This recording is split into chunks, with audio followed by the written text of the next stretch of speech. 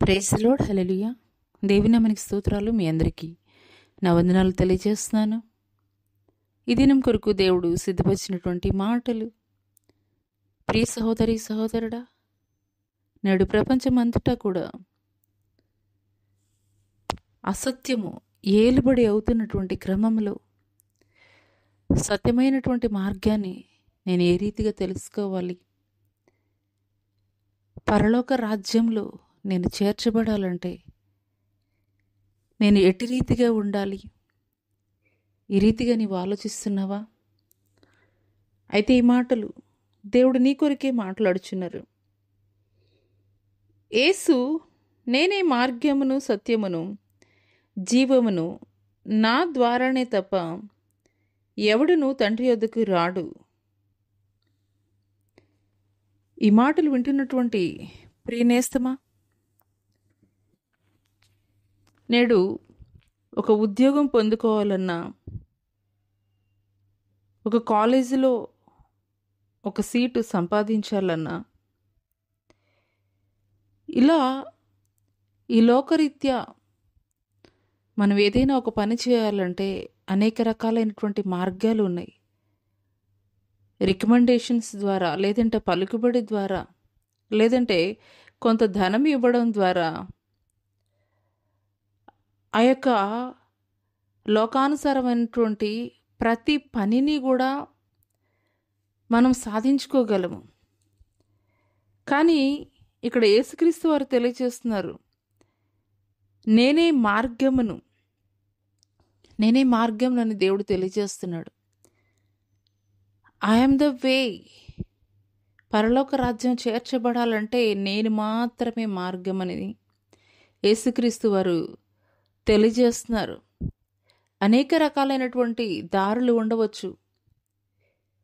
పేతురు పరిశుద్ధాత్మ పొందుకున్న తర్వాత అనేక రకాలైనటువంటి అద్భుతకరమైనటువంటి ఆశ్చర్యకరమైనటువంటి కార్యాలు జరిగిస్తున్నటువంటి క్రమంలో గారడీ వాడైనటువంటి సీమోను అనేటువంటి వ్యక్తి పేతురు యొద్ద ద్రవ్యము పెట్టి, నేను కూడా ఇటువంటి అద్భుతాలు చేయాలి అంటే నాకు కూడా అటువంటి వరాన్ని నాకు ఇవ్వమని అడిగాడు.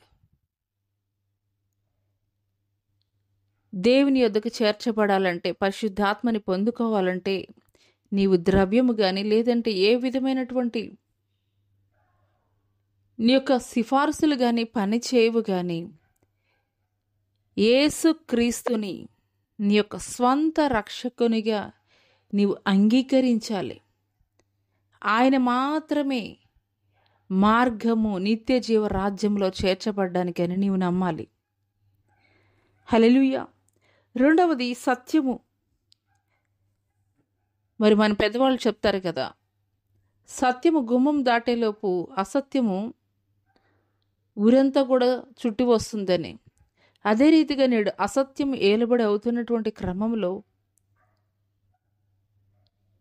మరి అనేక వస్తువులను మనం చూస్తున్నాం. డూప్లికేట్, ఏదో వాస్తవమైనది ఏదో పోల్చుకోలేనటువంటి క్రమంలో ఇక్కడ దేవాదేవుడు తెలియచేస్తున్నాడు, నేనే సత్యమును, ఐఎమ్ ద ట్రూత్.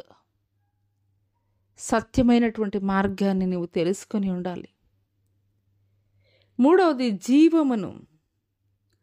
అంటే ఈ లోకానుసారంగా శరీర కలిగి ఉన్నప్పుడు జీవము కలిగి ఉండడం కాదు, కానీ ఈ శరీరము విడిచిన తర్వాత కూడాను నీవు ఎటర్నల్ లైఫ్ కలిగి ఉండాలి అని అంటే గనక ఆ యొక్క పరలోక పట్టణంలో నిత్య జీవాన్ని నీవు కలిగి ఉండాలి అని అంటే దేవుడు తెలియజేస్తున్నాడు, నా ద్వారానే తప్ప ఎవడును తండ్రి యొద్దకు చేరడు. ఆయన మార్గమని నువ్వు తెలుసుకొని ఉండాలి. ఆయనే సత్యమని నువ్వు తెలుసుకొని ఉండాలి. ఎటర్నల్ లైఫ్, శాశ్వతమైనటువంటి జీవము నీవు కలిగి ఉండాలి అనంటే యేసు క్రీస్తు వారి నామం పేరిట నీవు రక్షణ పొందుకొని ఆయన రక్తము ద్వారా కడగబడితే తప్ప ఆయన యొక్క పరిశుద్ధ పట్టణములో చేర్చబడ్డానికి యోగ్యతనైతే కలిగి ఉండము. ఈ మాటలు దేవుడు నా కొరకే మాట్లాడుచున్నారని నీవు విశ్వసించగలిగినట్లయితే, ఇంతవరకు నీవు నామకార్థమైనటువంటి ఒక విశ్వాసిగానే నీవు దేవుణ్ణి నమ్ముచున్నట్లయితే, ఆయన రాకడ బహు సమీపముగా ఉన్నది. ఆయన రాకడ యొక్క సూచనలు అంతటా అన్ని చోట్ల కూడా జరుగుతూనే ఉన్నవి. ఆయన గుమ్మములోనే నిలువబడి ఉన్నాడు. ఆలస్యం చేయకు, త్వరపడు. దేవుని యొక్క రక్షణలో నిలవబడి ఉండడానికి, మారు మనసు పొందుకొనడానికి, ఆయన నిత్య జీవ రాజ్యములో, ఆయన రెండవ రాకడ సమయంలో ఆయనని ఎదుర్కొనడానికి నీవు ఆయన నామం పేరిట రక్షణ కలిగి ఉంటే తప్ప ఆయనని ఎదుర్కొనలేము. ఆయన యొక్క నిత్య జీవ రాజ్యంలో చేర్చబడలేము. అందునిమిత్తం ఇంతకీ నువ్వు ఇంకా రక్షణ అనుభవం నీవు కలిగి లేనట్లయితే, ఇదే రక్షణ దినము, ఇదే మిక్కిలి అనుకూలమైనటువంటి సమయము. దేవుడు తెలియపరుస్తున్నప్పుడు నిర్లక్ష్యం చేయకుండా లక్ష్యము కలిగి దేవుని మీద గురివైపే నీ ప్రయాణం కొనసాగించమని పరిశుద్ధాత్మ దేవుడు తెలియజేస్తున్నాడు. అటి కృప దేవుడు నీకు దయచేయనుగాక. ఆమెన్.